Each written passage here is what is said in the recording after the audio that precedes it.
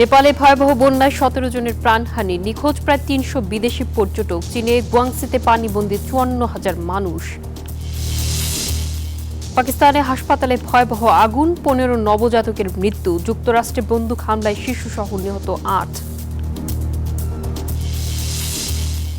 বিশ্বজুড়ে মার্কিন অভিবাসী ভিসা সাক্ষাৎকার স্থগিত। যুক্তরাষ্ট্রের অভ্যন্তরীণ নিরাপত্তা জোরদারির লক্ষ্য, দাবি ট্রাম্প প্রশাসনের। স্বাগত গ্লোবাল টাইমে। বিশ্বের নানা প্রান্তের খবর নিয়ে আপনাদের সঙ্গে আছি আমি নাফিসা জামান। দেখছিলেন শিরোনামগুলো। নেপালে পাহাড়ি ঢল থেকে সৃষ্ট বন্যায় প্রাণ গেছে অন্তত 20 জনের। এর মধ্যে নিখোঁজ 384 জন স্থানীয় ও বিদেশি পর্যটক উদ্ধারে চলছে তৎপরতা। এর প্রভাবে ভারতের বিহারেও পড়তে পারে বলে আশঙ্কা করা হচ্ছে। অন্যদিকে ভয়াবহ বন্যায় নাকাল চীনের গুয়াংসি প্রদেশের 54,000 বাসিন্দার জনজীবন। জনদুর্ভোগ কমাতে সব ধরনের ব্যবস্থা নেওয়ার নির্দেশ দিয়েছেন দেশটির প্রেসিডেন্ট শি জিনপিং। হঠাৎ পাহাড় থেকে নেমে আসে ভয়ঙ্কর ঢল আর ভূমিধস, ভাসিয়ে নেয় রাস্তাঘাট, বাড়িঘর, বিদ্যুৎ প্রকল্প সহ সবকিছু। নেপালের তিব্বত সীমান্তবর্তী রাসওয়ার সিয়া প্রবেশী ও তিমুর এলাকা পুরোটাই যেন বিলীন ঢলের পানিতে। তিব্বত থেকে আসা পানির তোড়ে দেশটির ভুটেকোষী নদীর পানি বেড়ে বিপদসীমার উপরে। এতে আটকা পড়েছেন নদী তীরবর্তী অর্ধশতাধিক বাসিন্দা। এর মধ্যে 14টি হেলিকপ্টার নিয়ে যৌথ অভিযানে নেমেছে দেশটির সেনাবাহিনী ও দুর্যোগ কর্মী। জানায় নিখোঁজ বিদেশি ও স্থানীয় 3 শতাধিক পর্যটকের খোঁজে অভিযান চলছে। নেপালের ভুটেকোষী ও ত্রিশুলী নদীর পানি শেষ পর্যন্ত ভারতে গিয়ে গুন্ডক নদীতে যুক্ত হওয়ায় বিহারে বন্যা ঝুঁকি বাড়ছে। অন্যদিকে দেশটির উত্তরাঞ্চলীয় বারাণসীতে ভারী বৃষ্টিতে হাসপাতাল ও বিভিন্ন এলাকা পানিতে ডুবে গেছে। সড়ক ও আন্ডারপাস তলিয়ে জলাবদ্ধতায় বাড়ছে জনদুর্ভোগ। একই পরিস্থিতি চীনের দক্ষিণাঞ্চলেও। গুয়াংশি প্রদেশের ছুংজৌতে রেকর্ড উচ্চতায় বইছে নদীর পানি। জলাবদ্ধতা, ত্রাণ সংকটে এক প্রকার নাকাল অঞ্চলটির 54,000 বাসিন্দার জীবন। ভয়াবহ এই দুর্যোগ মোকাবিলায় সব ধরনের ব্যবস্থা নেওয়ার নির্দেশ দিয়েছেন চীনা প্রেসিডেন্ট শি জিনপিং। নীরব দাস, নিউজ 24। পাকিস্তানের রাজধানী ইসলামাবাদের একটি হাসপাতালে ভয়াবহ আগুনে অন্তত 15 নবজাতকের মৃত্যু হয়েছে। ভোরে এই ঘটনা ঘটে। কি কারণে এই অগ্নিকাণ্ড তা জানতে শুরু হয়েছে তদন্ত। এই ঘটনায় শোক জানিয়েছেন দেশটির প্রধানমন্ত্রী শাহবাজ শরীফ। এদিকে হাসপাতালের নিরাপত্তা ও অব্যবস্থাপনার দায়ে স্বাস্থ্যমন্ত্রীর পদত্যাগ দাবি করেছে বিরোধী দল। কেউ মাথা চাপড়াচ্ছেন, কেউ কান্নায় মূর্ছা যাচ্ছেন। সামনেই পড়ে আছে বিস্ফোরণে ভেঙে পড়া জানালার কাচ। শোকে স্তব্ধ যেন রাজধানী ইসলামাবাদের Pakistan institute of medical science হাসপাতাল PIMS।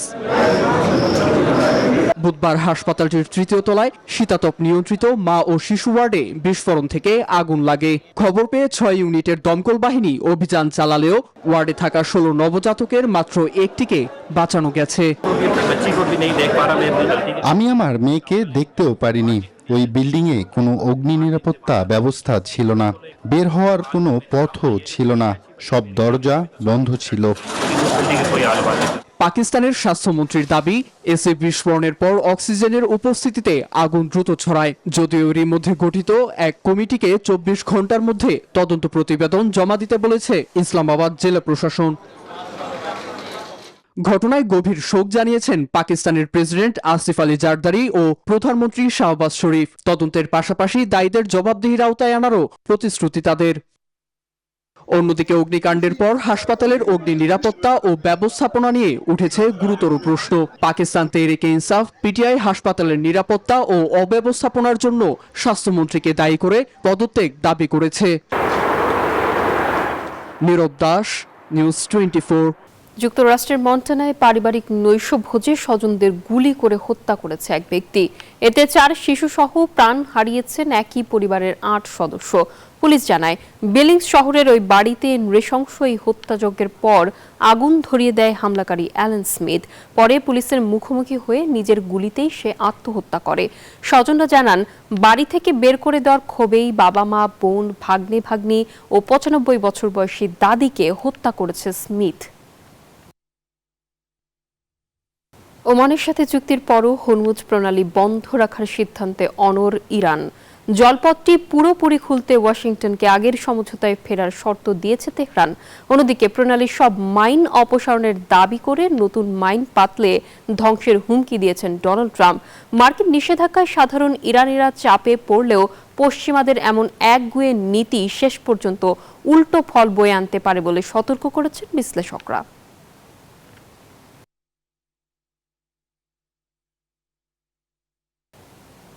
বিশ্বজুড়ে মার্কিন ভিসা সাক্ষাৎকার সাময়িক স্থগিত করা হয়েছে। এই সময় আবেদনকারীদের আরও কঠোরভাবে যাচাইয়ে কনসুলার কর্মকর্তাদের নতুন প্রশিক্ষণ দেওয়া হবে। ট্রাম্প প্রশাসনের দাবি, যুক্তরাষ্ট্রের অভ্যন্তরীণ নিরাপত্তা জোরদার করাই এর লক্ষ্য। ভিনদেশীদের যুক্তরাষ্ট্রে পাড়ি জমানোর স্বপ্নে আরও এক ধাক্কা। বিশ্বজুড়ে অভিবাসী ভিসার আবেদনকারীদের সাক্ষাৎকার ও অ্যাপয়েন্টমেন্ট সাময়িকভাবে স্থগিত করেছে ট্রাম্প প্রশাসন। মার্কিন পররাষ্ট্র দপ্তর বলছে, বিশ্বের সব দূতাবাস ও কনসুলেটে কনসুলার কর্মকর্তাদের নতুন প্রশিক্ষণ চলছে। এর সঙ্গে সমন্বয় করতেই বদলানো হচ্ছে ভিসা সাক্ষাৎকারের সময়সূচি। নতুন তারিখ পরে জানানো হবে। প্রশিক্ষণে আবেদনকারীদের আরও কঠোরভাবে যাচাইয়ের উপর জোর দেওয়া হচ্ছে। বিশেষ করে কেউ যুক্তরাষ্ট্রের সরকারি সুবিধার উপর নির্ভরশীল হয়ে পড়তে পারেন কিনা তা খতিয়ে দেখা হবে। ট্রাম্প প্রশাসনের দাবি, জাতীয় নিরাপত্তা জোরদার করতেই এই পদক্ষেপ। তবে মানবাধিকার সংগঠনগুলোর অভিযোগ, এতে বৈধ অভিবাসনের পথ আরও কঠিন হয়ে উঠছে। আসমাতুলি, নিউজ 24। মার্কিন সুপ্রিম কোর্টের রায়ে এগুচ্ছে ডোনাল্ড ট্রাম্পের ডাকযোগে ভোট সীমিত করার উদ্যোগ। এর প্রভাব পড়তে পারে আসছে নভেম্বরে মধ্যবর্তী নির্বাচনে ভোটের হিসেবে। আপত্তি জানিয়ে আইনি লড়াইয়ে নেমেছে বিরোধী ডেমোক্রেটিক পার্টি। বিশ্লেষকদের মতে, পোস্টাল ব্যালট সীমিত হলে সুবিধা পেতে পারে ক্ষমতাসীন রিপাবলিকান পার্টি। ধর্মীয় ভাব গাম্ভীর্যে পাকিস্তান, মিশর, ইয়েমেন সহ বিভিন্ন দেশে পালিত হচ্ছে পবিত্র ঈদে মিলাদুন্নবী। মুসলিম বিশ্ব গভীর শ্রদ্ধা ও ভালোবাসায় স্মরণ করছে মহানবী হযরত মুহাম্মদ সাল্লাল্লাহু আলাইহি সাল্লামের জন্ম ও ওফাত দিবস। পাকিস্তান জুড়ে বইছে উৎসবের আমেজ। পবিত্র ঈদে মিলাদুন্নবী উপলক্ষে দেশজুড়ে শহরগুলোতে আয়োজন করা হয়েছে দোয়া মাহফিল ও র্যালির। সেই সঙ্গে বিভিন্ন সড়ক, দালান, মসজিদ আর ভবনগুলো সেজেছে সবুজ পতাকা ও রঙিন আলোয়। একই চিত্র জম্মু কাশ্মীরেও। একত্রে নামাজ আদায় ও প্রার্থনার পর র্যালির মাধ্যমে শেষ হয় এই দিনের আনুষ্ঠানিকতা। ইয়েমেনেও প্রতি বছরের মতো এবছরও ধর্মীয় ভাবগাম্ভীর্যের মধ্য দিয়ে পালিত হচ্ছে পবিত্র ঈদে মিলাদুন্নবী। রাতের আকাশে দেখা যায় আতশবাজির ঝলকানি। দিনটি উপলক্ষে আল শাব মসজিদ প্রাঙ্গণে নামে লাখো মানুষের ঢল। নামাজ আদায় শেষে করা হয় বিশেষ মোনাজাত। এটি এমন এক উৎসব যা সকল ইয়েমেনবাসীকে একত্রিত করে, যেখানে সকল রাজনৈতিক আর সাম্প্রদায়িক বিভেদ বিলীন হয়ে যায়। একই দিনে মাউলিদ উদযাপন করে কায়রোর মিশরীয় সুফিরা। নামের ভিন্নতা থাকলেও ভাবগাম্ভীর্যের কোনো কমতি নেই। ধর্মীয় স্লোগান, মিছিল আর উদ্যানের মাধ্যমে দিনটি পালিত হয় তিউনিসিয়া এবং সোমালিয়াতেও। চৈতি রয়, নিউজ 24। লেক অন্টারিওর নাম লেক আমেরিকা করার হুমকি দিয়েছেন মার্কিন প্রেসিডেন্ট ডোনাল্ড ট্রাম্প। কানাডা ও যুক্তরাষ্ট্রের মধ্যে বাণিজ্য আলোচনা ভেস্তে যাওয়ায় মঙ্গলবার এই হুমকি দেন তিনি। এতে অটোয়া ও ওয়াশিংটনের মধ্যে নতুন করে তৈরি হয়েছে উত্তেজনা। পাল্টা জবাবে মার্কিন পণ্যে শুল্ক আরোপের ঘোষণা দিয়েছে কানাডা। নতুন টানাপোড়েনে কানাডা ও যুক্তরাষ্ট্র। বাণিজ্য আলোচনা ভেস্তে যাওয়ার পর লেক অন্টারিও নিয়ে শুরু হয় এই উত্তেজনা। উত্তর আমেরিকার 5টি বৃহৎ হ্রদের একটি লেক অন্টারিও। এর এক পাশে কানাডার অন্টারিও প্রদেশ, অন্য পাশে যুক্তরাষ্ট্রের নিউ ইয়র্ক অঙ্গরাজ্য। নিজের ট্রুথ সোশ্যালে দেয়া এক পোস্টে মার্কিন প্রেসিডেন্ট ডোনাল্ড ট্রাম্প জানান, লেক অন্টারিওর নাম পরিবর্তন করে লেক আমেরিকা রাখার বিষয়টি গুরুত্বের সঙ্গে বিবেচনা করছে যুক্তরাষ্ট্র। একই পোস্টে ভবিষ্যতে অন্টারিওর সঙ্গে যুক্তরাষ্ট্রের খুব বেশি বাণিজ্য হবে না বলেও মন্তব্য করেন তিনি। পরে লেক আমেরিকা নাম উল্লেখ করে একটি মানচিত্রও প্রকাশ করেন ট্রাম্প।